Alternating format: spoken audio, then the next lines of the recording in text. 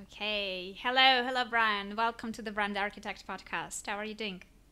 I'm doing great. It's really awesome to be here. Thank you so much for having me. Oh, Looking forward to it. I'm so happy that we finally made it. So I know that you've been pretty busy with your book launch, and so then you were very busy with your YouTube channel. So finally, we have time for us.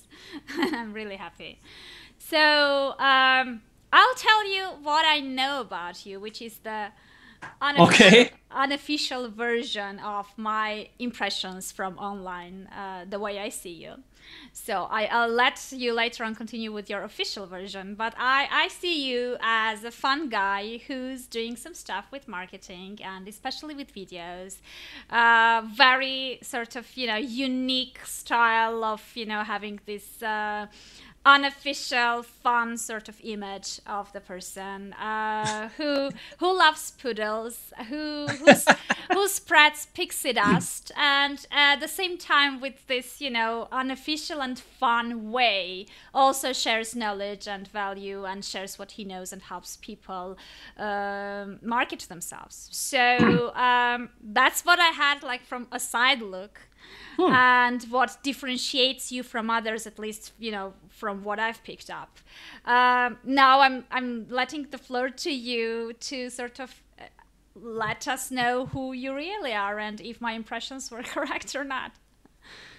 Annie, I think you've done an excellent job in really picking up what I've been trying to get across and what's important to me. And first off, I want to address what you said as far as being different and unique and being fun. And I was able to quit my job as a professional chef. So you may or may not know, I have a degree from France, and I was a professional chef for about 16 to 18 years. I spent Wow. many years in a kitchen, a very creative career. And I think that had a huge impact on me as far as visuals go. And I just reach for my pillow, and I'm always like incorporating props, and I want my book covers to be beautiful, and again, visuals are important, and I think that is the creative background as a chef.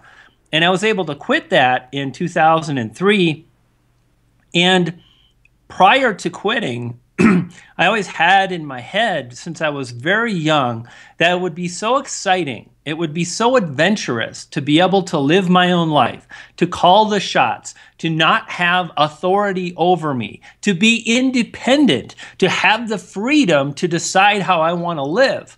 And that meant not dressing up in a suit. I grew up during Star Wars and Star Trek and gangster movies, and I'm a kid, I'm a 12-year-old, 9-year-old boy in a 50-year-old man's body, and those were the things that were in my head when I was in school, when I was 10 years old, and thinking about all these things I could do. I could be a doctor, an attorney, I could do this or that, and I thought, I heard about working for yourself. The word entrepreneur never came into play. And I thought that sounded fun and exciting. And I wanted fun and exciting in my life. So I was actually able to make it happen thanks to the internet. And I got great at affiliate marketing and search engine optimization and driving traffic. And that's how I got my start. And when I quit my job, I kind of acted like most marketers. Now, I acted the same. I was the same person, but be off camera, like off YouTube videos or not on a blog, I would act goofy and zany. I just think life is short and we should have fun. And as I got more comfortable as a marketer, and as I really started examining what I wanted when I was young, it was that freedom, that to express myself, to have fun, to call the shots. And I think that's when I started just loosening up and really being who I am. And that is, I am really serious about the results that I'm after. I take what I do really seriously, but I've had the courage, really, and it's taken a lot of courage to be goofy and be silly, and I use that to my advantage. I use that to grab attention, and then I share a message that hopefully people find valuable, people find helpful. So I've kind of combined the two, and that is being silly and goofy and using that to grab attention. And then as an entrepreneur, that's we all want that. We all crave attention. Yeah. And then it's our responsibility, once we have it, when somebody gives you, when somebody pays you attention, it's our responsibility to deliver that value. It's such a cliche, value, value, value. But it's true, to deliver that value so they continue to pay attention and they stay interested. And I think after, 12 years as an entrepreneur, I've just really found my voice. I'm goofy, I'm zany, I'm serious. And that's just kind of who I am. So I think you did an excellent job because you really you kind of covered both things. So well done. Thank you. Well, actually, it's interesting that you said that because I guess we all go through the process of finding our own voice and finding out who we really are. And then it takes courage, as you mentioned, to sort of, share it within what you're doing online and sharing it with now these days already with everyone, because people are accessible on internet, and whatever you do eventually gets much further than you were intending in the beginning. So what do you think, like when you started opening up and when your real self came into your brand and started showing off, was it the time when you were getting even better results because of that? What was the difference? Did you feel any difference in results? Well, one of the things to consider is that you've probably heard this before, Annie. When we get started as entrepreneurs, it's really important to be authentic. Mm-hmm. And this is such a struggle for me too, because at the same time, theater, the theater in Hollywood, and you might have heard of going to a play, and the word itself, play, to play. So it's like a lot of times I'll act silly and goofy and I'm acting, but does that mean I'm not authentic? No, it means I'm being who I am and I act like that all the time. And as far as results, there are a lot of people that don't particularly like my over zaniness. They don't like how goofy I am. I'm well aware of that. But there are plenty of people that do. And when I started out, I didn't show as much of that. I don't know if I was hiding it. I just wasn't there yet. I hadn't grown enough as an entrepreneur. And also, I really hadn't grown and assessed what's most important to me. And what's most important is that right now I'm having a ton of fun. And every day I want to have a lot of fun. So that I think that just kind of comes through. But I got great results years ago. I get great results now. I think it's just all a matter. And again, I think one of the things that's important, and I'm thinking about as I'm answering this, is what is success? Does that mean money? No. Is that it? For me, it ain't it. That ain't it. I mean, I want to pay my bills.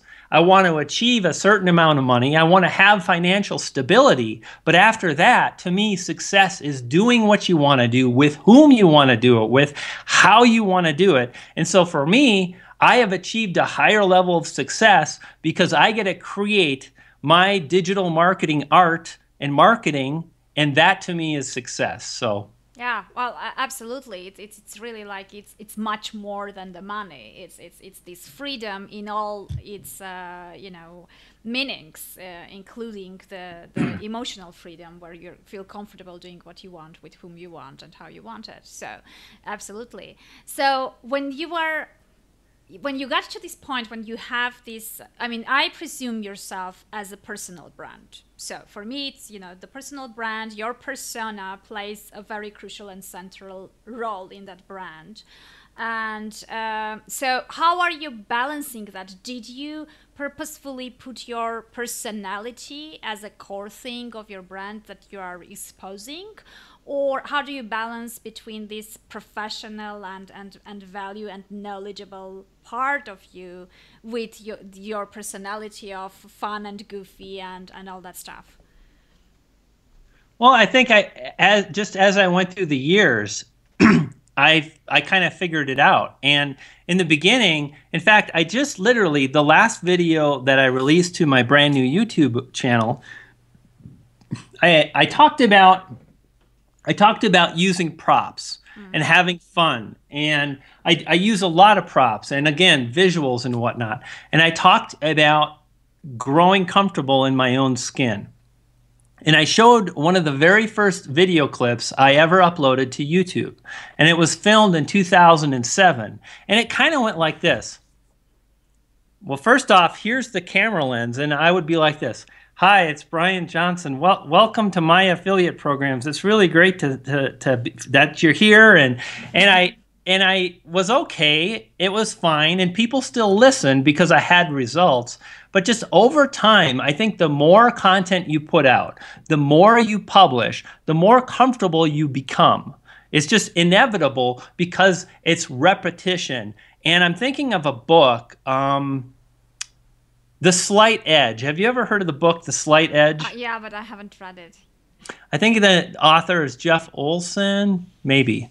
Anyway, there's this diagram, and in the book, it's basically two arrows, one going up and one going down. And the idea is that successful people do what's difficult early until it becomes comfortable. So for those people that, now you mentioned video and you're a little self-hesitant, I get that. It doesn't mean you need to go forward. But if you wanted to move forward, if video was important to you and you didn't, and you were letting the fact that you were uncomfortable stop you, then perhaps, you wouldn't reach your full potential. Versus people that are unsuccessful, they do what's easy early.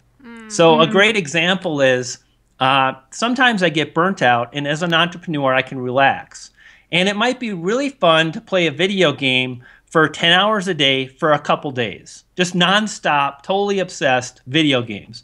And that's okay for maybe a day or two. But if you do that for 3 months, it's real fun in the beginning. Oh, it's real fun. And by month 3, you're like, I'm a loser. I play video games with 17-year-old boys on the internet, and I'm not doing anything with my life. And what's comfortable early becomes uncomfortable later on. So I think just by just sharing and practicing the art of marketing. It's funny. My wife and I, we watch TV commercials, and there have been 2 commercials that have really caught our eye. One commercial came on, and you've probably seen these. Sometimes they're in the States for like automotive car dealerships. And first thing you hear is the audio, and it's, attention, attention, we have a sale. You should come to our sale. And it's in your face, and you don't, and it's so distracting that you want to get away from it. Yeah. And on the other side of the spectrum is it's so engaging and it's so fun that you pay attention and you actually enjoy the commercial and you talk about it. And to me, I think that's just, getting comfortable and learning the art of marketing. And one of the things that I learned is that, people are bored. Yeah. People are bored of their day-to-day lives, so if they can have some fun and excitement and they can learn the same information, like would you rather learn from a teacher that is boring and dry and you dread spending time with, or someone that's fun and engaging? Most people, I think, would choose someone that's fun and has energy. So yeah, absolutely. Well, I mean, I'm sure that when you started doing things, let's say when you started, for example, your YouTube channel, we all start at a point where we have a feeling that we're talking to ourselves. There's no one who knows that you have that channel. There's no one who watches your videos. You sort of start from the beginning, and there is a certain period of time when we, until we get this traction, we're just alone over there, and we don't get a feedback. We don't know whether we're doing it right, we're doing it wrong. So it's very, very important to get people around you who will be consuming what you are making. How did you end up finding your first viewers? Boy, I really love what you're talking about, Annie. And right now I'm in a coaching program, and I've got about 24 students, and there are a few people that are very engaged, and they're talking about having a tribe, and they're talking about selling products and doing all these things that we all want to do. But at the same time, they're trying to get started. And my whole thing has been, be brave enough to share, even though what you have in your head. So I'm really happy right now because it's taken me about 4 to 5 months to produce videos in a manner that I had dreamed about 6 months ago. And I had to learn a DSL camera and audio and a new editing software and how to present on camera and a white balance. And it was a lot of work. but I went through and I learned those things, and I'm able to create now because I practiced and I learned all those things. And unfortunately, so many people, they have an idea of what they want and it's over here, but we all start over here. And the only way you get to here is by doing it. And, so many people, they want that audience right off the bat. And the fact of the matter is you don't get an audience until you basically publish. And again, a sad fact is so many people, they just don't publish enough. So the very first thing, to answer your question, what did I do? I published a lot. I made a lot of videos back in 2007. I launched a lot of websites. I published articles. I published ebooks. I made videos, and I continued to publish. And at the same time, I've always been focused on, and this is one of the things I teach my students, is that you want to really identify what your particular target market is interested in, and you want to create content around that. So one of the things I do is when I started, I mentioned, I've been full-time for, 14 years. I don't know how many years now. So when I started full-time, there was no Facebook, there was no YouTube, there was no Snapchat or Twitter. It was Google, and it was SEO, and I think that was probably about it, because it was 2001, 2002. So I learned basic SEO, and I learned about search terms and how to incorporate them into a web page. And that same information still applies when I make a video. So I'm very, very deliberate, and I target what people are searching for, and I lead with that. And often I still do this today because that's how you grow an audience. So when I make a video, I have a very specific idea. This is a tutorial about iMovie. This is a video about how to launch a book. And then at the very beginning of the video, I might say, hey, it's Brian G. Johnson, and I'm so excited to share how I launched my book, drove 3,500 sales, hit Amazon bestseller. So basically, I'm telling the viewer that what you're going to learn about is book marketing and how to launch a book. And I do that in the first few seconds, and then I target that search term. So it ranks in Google or YouTube. They find it, and then they watch my video, and they're not really interested in me. And this is the other thing that I think a lot of people starting out need to learn, is that nobody cares about me or you. Everybody's in it for themselves. Yeah. So and that's where that value comes in. You have to have the ability to understand what the market wants. You have to deliver it to them. And then if you do it well, they might just want to learn a little bit more about you. And that's how you get your first follower. At least that's how I did. Okay, I see. So basically you told how you attracted the audience. Now the next step usually is to make sure that they come back, because there is just part of them which comes back and then becomes a loyal audience, and then starts engaging and all that fun stuff and really nice stuff that is coming to you as the added value of what you're doing. So obviously the quality of the content and why the things that they are getting for themselves is what keeps them coming back to you. What else is there? Because most probably the same topics have been covered by many other people as well, and probably they also provide value. What is that something that differentiates? I mean, how can one differentiate himself from the others and make the person choose watching your video? Because obviously we all have limited time, right? I mean, our audiences can't really follow everyone. They have to pick. So what is that something that makes people pick you, for example? Well, over the last 3 or 4 years, I feel like I've grown a lot as a marketer. And one of the things that I'm a big advocate on is something I learned from Sally Hogshead. So are you familiar with her book, How the World Sees You? Yeah. Really an amazing book. And it's one of these strength finder books where basically you go through the book and it tells you like your strengths and your weaknesses. Mm-hmm. Now, what I really love about How the World Sees You is that the book premise is not, it's going to tell you about you and you get to decide you. It's really about, this is what everybody else sees in you. This is how the world views you.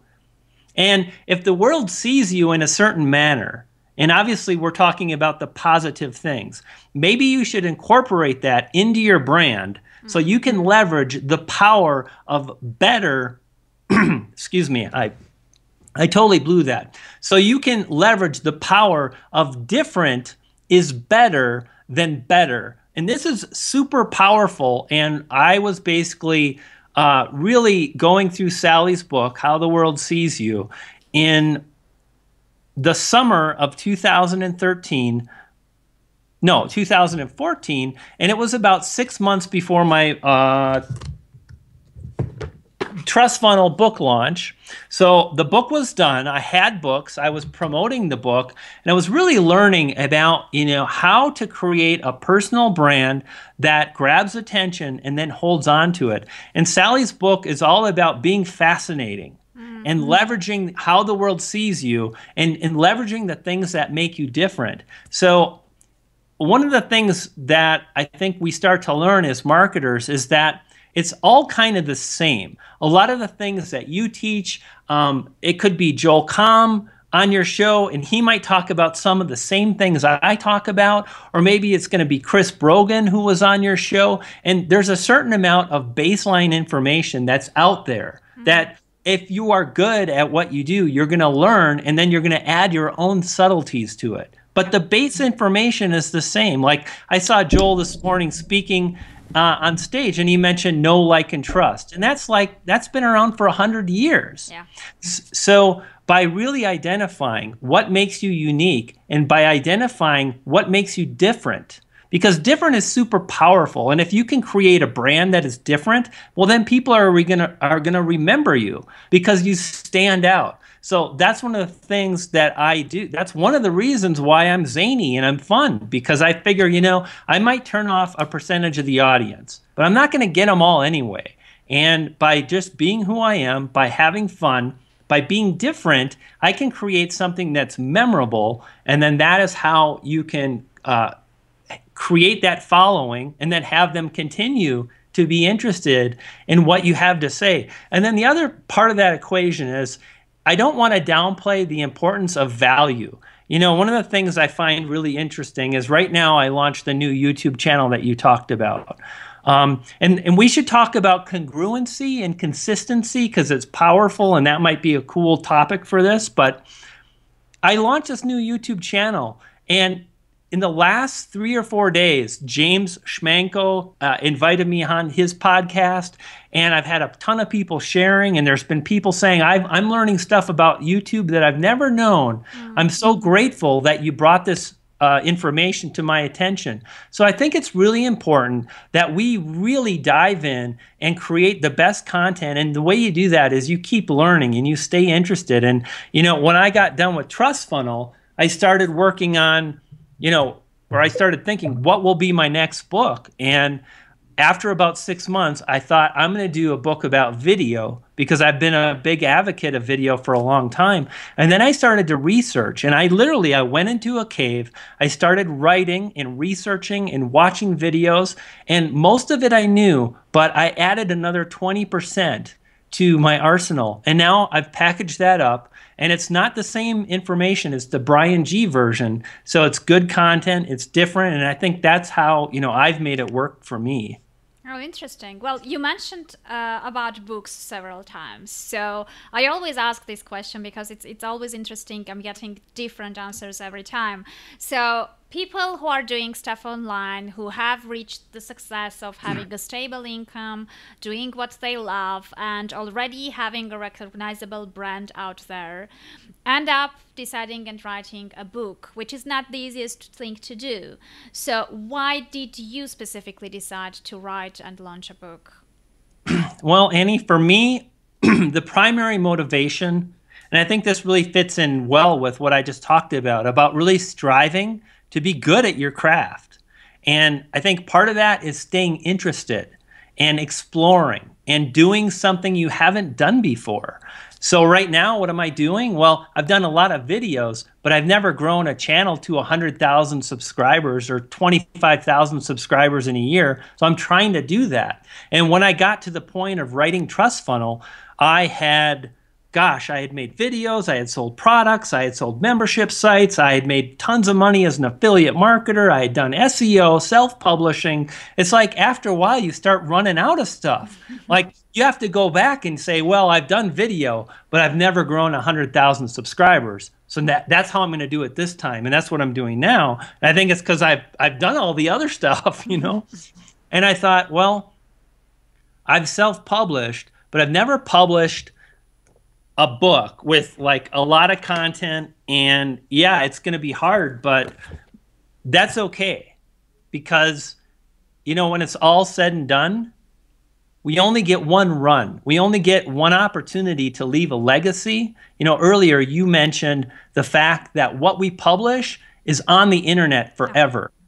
It doesn't go away. So this is something that's going to stick around. This has longevity. Now, in 10 years, people will wonder, is this information still relevant? And a lot of it is, but it won't all be. Maybe 9% of it will be outdated. But for some reason, for whatever reason it is, people have a higher value in mind when it comes to books. People just automatically put authors, especially physical books. I'm just going to speak the truth, and I'm just going to say how it is. And if you think that you get the same pull with an ebook, you don't. No, you don't. Sorry, Charlie, but fish are for kids. Yeah, that's true. We still have this perception that printed books are of bigger value. No matter that the content is the same, but still the perception is there.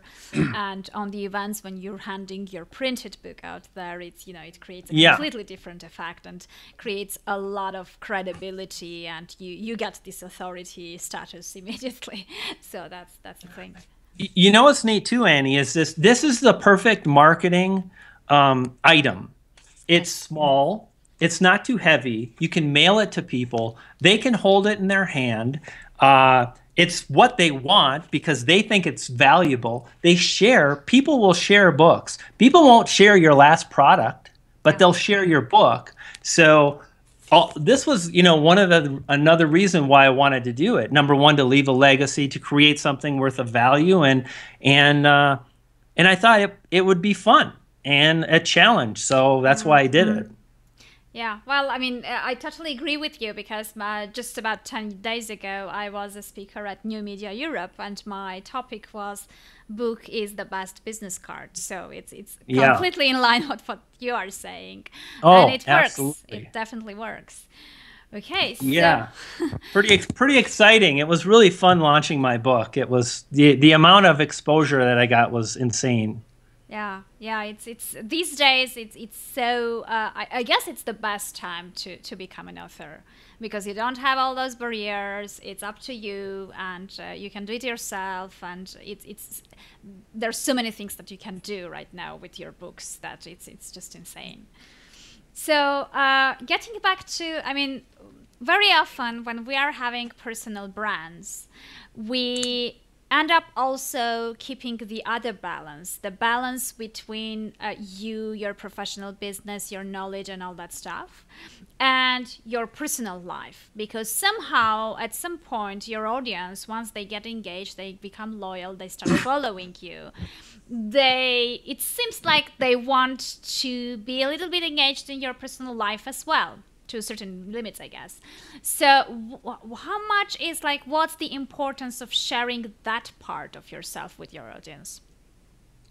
Well, I think this is kind of what goes into, you know, you've kind of touched on this point a few times, and it goes back to when I was talking about being different and being interesting and creating a brand and whatnot. And people are going to respond to, number one, people who they would like to become. Like if there's a certain person and they're living their life in a certain way, whether it's being courageous to say what you want to say or to act a little silly but still be in the business world, if someone sees that and it's something they'd like to do, they're likely going to stay interested in you. And the other part of that equation is really just having is is being willing to share some of your personal life, and there's a different line in the sand for everybody. Yeah. Some people don't share very much at all. Some people share a ton, and they can share too much, and that's not good. It really isn't. But for me, there's a happy medium where I can be out to dinner. I can take a picture of my wife, like this was literally last night, and I posted to Facebook, and I was like, break time. And it truly was break time. I've been like, this month has been insane. I've been hustling. I was tired. People were like, where are the food pictures? I'm like, break time. Yeah. Break time. It was, and it's like most of the time I'll take pictures of the food. I'll take pictures of my poodles.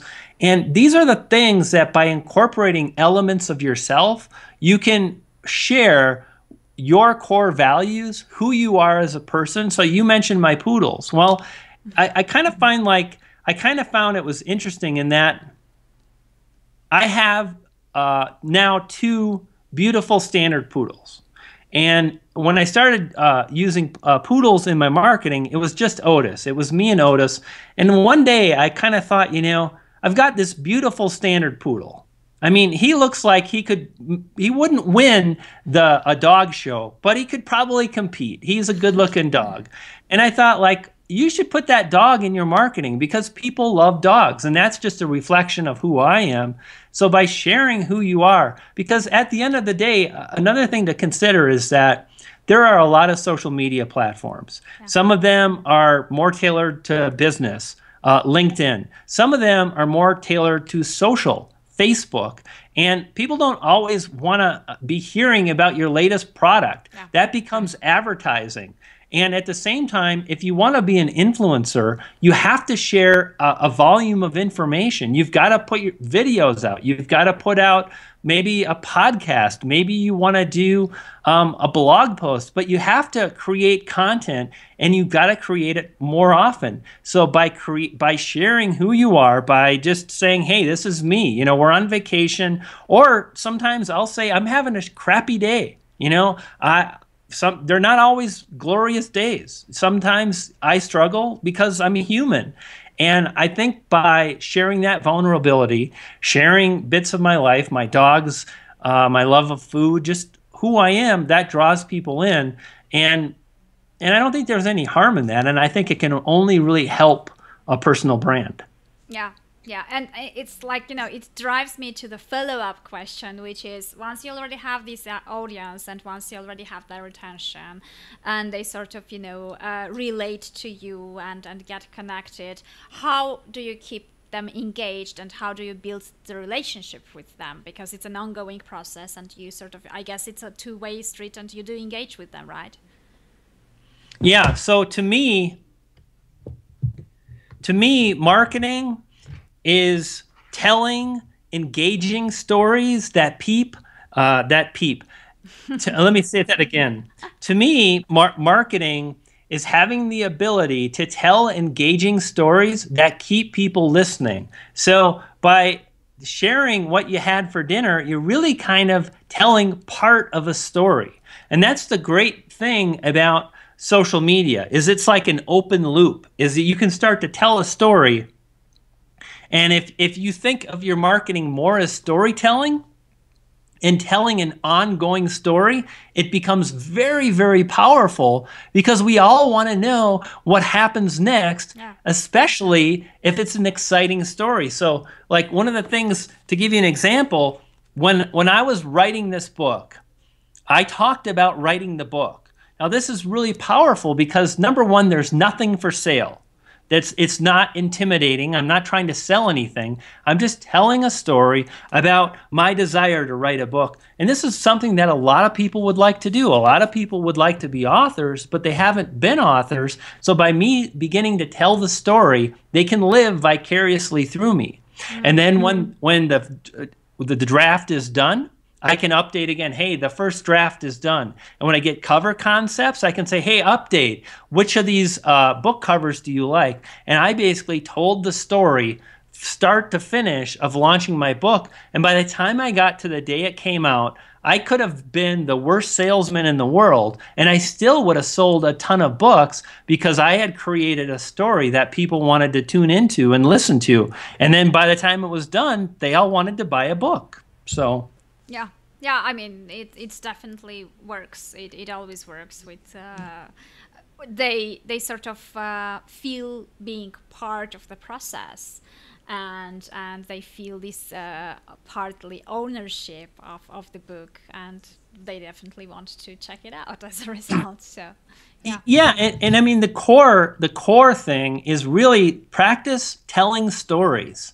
Practice telling, like if I update Facebook, or if I write a blog post or make a video and I'm flying to an event, I'm not going to say I flew to an event, I sat in coach, I did this. I'm going to be like, I hurled myself through the air at 30,000 feet.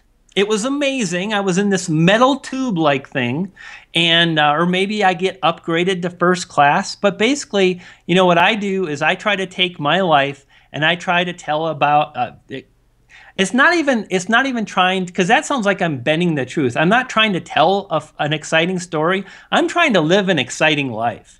And I think that's where, if you do that, then right there, that is something that everybody wants to live an exciting life. So by having that vision to be the best version of yourself, that gives you ammo to create a great story, you know?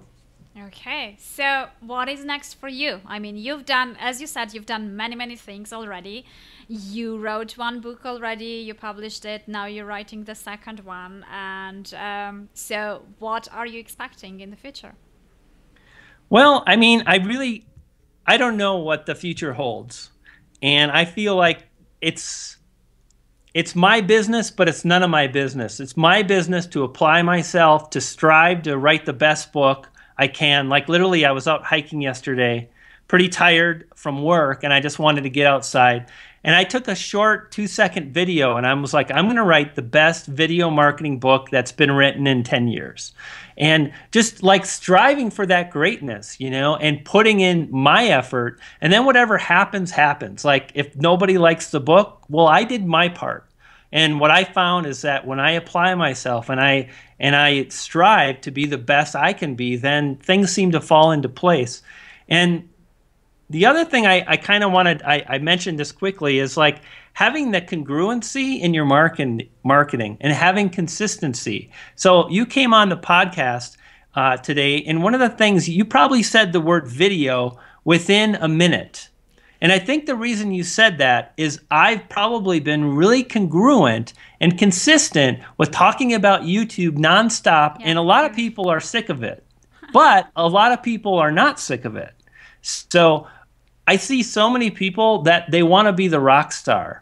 But the thing is, it's like if you're the rock star in wellness, then you're the rock star in PPC, and then you're going to be the social media rock star. Like, it's okay to do different things. It really is. Like, you know, I talked about Trust Funnel, and that was different. That wasn't video, it was Trust Funnel. But I talked about this for probably a year and a half, and I was consistent and congruent. So what's next for me is to really focus on YouTube and to continue to learn about video and share what I've already learned, which I'm getting great results. And I think that combination of wanting to learn and being the best I can be, and then documenting the process, that's worked really well for me. So I'll continue with that. And I've got a personal goal, which is outlandish, and just like saying this on this interview is scary to me, but it's easier than it was 2 months ago.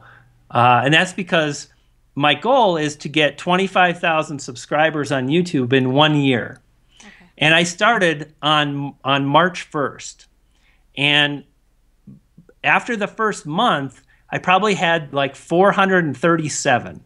Now, I'm not very good at math, but it doesn't take a math genius to figure out like 500 subscribers a month over 12 months does not equal 25,000. And it was really hard, but I just had to say, okay, well, it's my job to continue and to be willing to move forward and be consistent. And And so that's kind of my goal right now, is to hit 25,000 subscribers in a year. And I've got until March 1st of next year. And that's what this book is about. It's about what can happen if you start from zero with no subscribers, with no authority, with a brand new channel. Can you really gain traction? And so that's the middle. I'm in the middle of this experiment, and I will carry on, and I'll keep people posted, and then there'll be a book. So yeah, interesting. And I'm not specifically a video person. I guess everyone knows that. But why YouTube? Now everyone is talking about this hot thing, the live streaming thing, and we're all about Facebook Live and, you know, Snapchat and all these other live streaming platforms. Isn't YouTube like old-fashioned stuff? I don't know. I mean, I'm just based on... No. Okay, and what's gonna happen with live streaming then?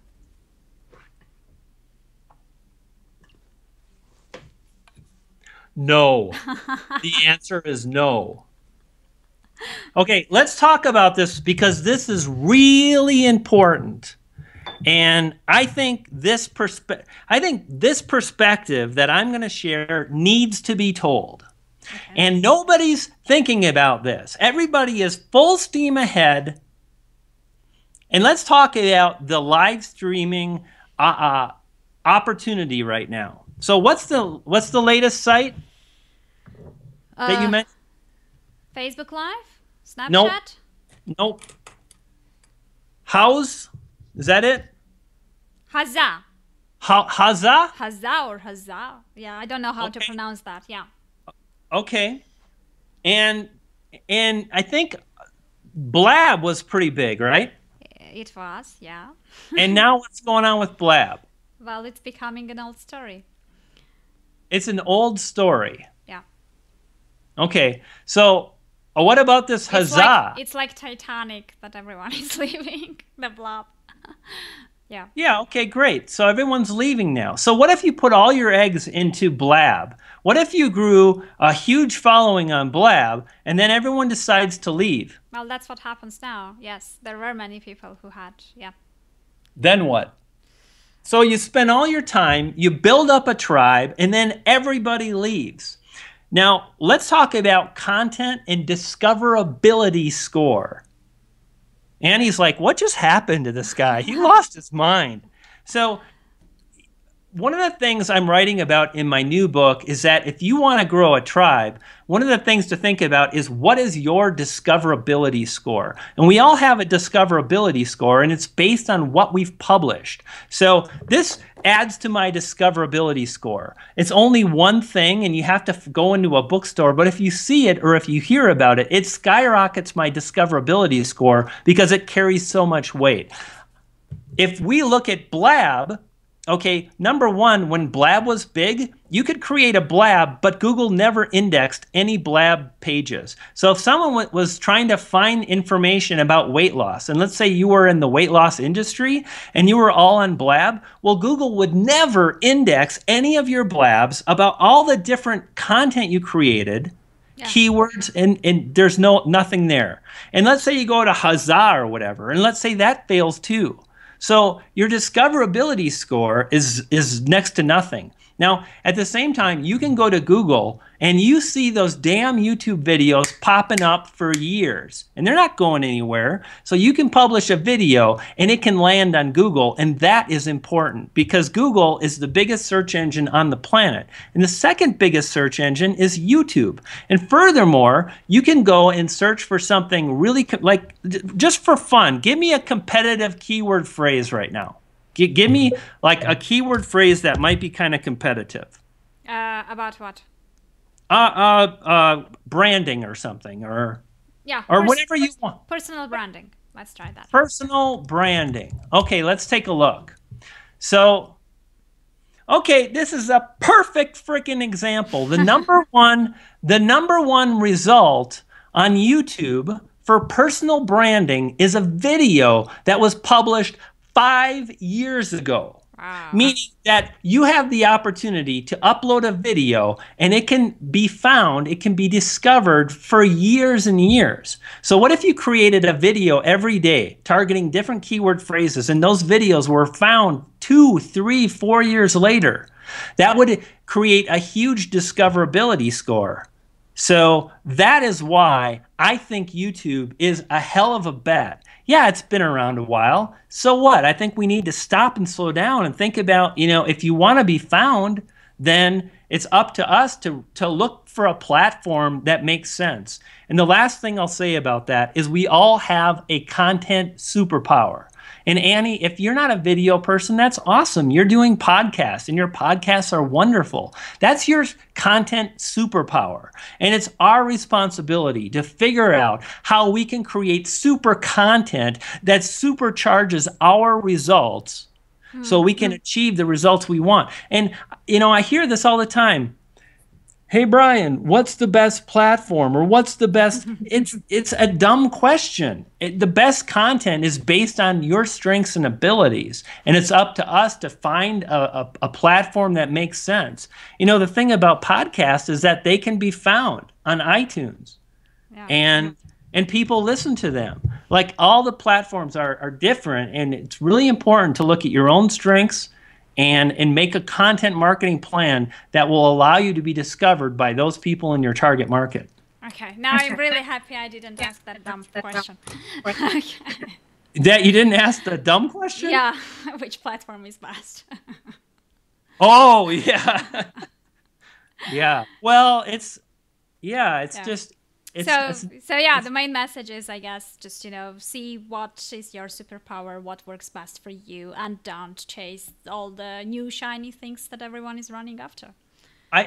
There's a lot to be said about the new shiny, but there's also a lot to be said about the old school. And we need to think about all of these things. It's the platform plus how you create your content. So there's nothing wrong with being interested in what's coming out new. But if that's all it ever is, and if you don't create a strategy based on something that you know is going to work, I know that YouTube's going to work. It already is. I've got screenshots of people, like I uploaded a video the other day about a new app that YouTube launched. And I'm like, people are going to search for this app. It's for video marketers.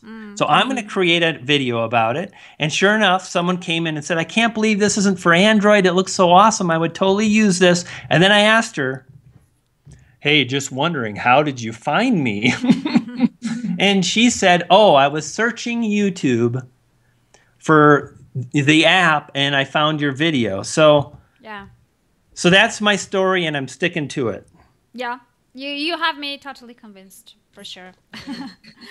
Okay, so I guess the last thing is, since we already covered everything about that, my listeners totally have to check you out and get more information of everything you've created up to now, because videos are really, really fun. I enjoy watching them for sure. So where can people find you to get more of you? I'm on YouTube. You can find me at YouTube, Brian G. Johnson TV. I've got 2 poodles, and when you subscribe, you'll feed a poodle. So help me out. Subscribe to my channel. I got to get 25,000 subscribers. 25,000. That's a lot. YouTube, Brian G. Johnson. Okay, go ahead and help Brian G. Johnson to get to the 25,000 until March 1st. I'm subscribed already, so thank you. It's up to the rest to do that. Well, thanks a lot. Yeah, go ahead. Oh, I was going to say, it's really fun and exciting now. Like yesterday, I think 40 people subscribed, and the day before, 27. When I started on March 27th, 3 people subscribed. Yeah, well, great. So, it's like I'm not doing anything on YouTube yet, but I have just, the audio versions of my podcast in there. I'm just uploading it to have it there. And I already have about 70 subscribers without doing anything. So I have no clue how they discovered me, to be honest. But anyway, yeah. Searching. They found you searching. Yeah.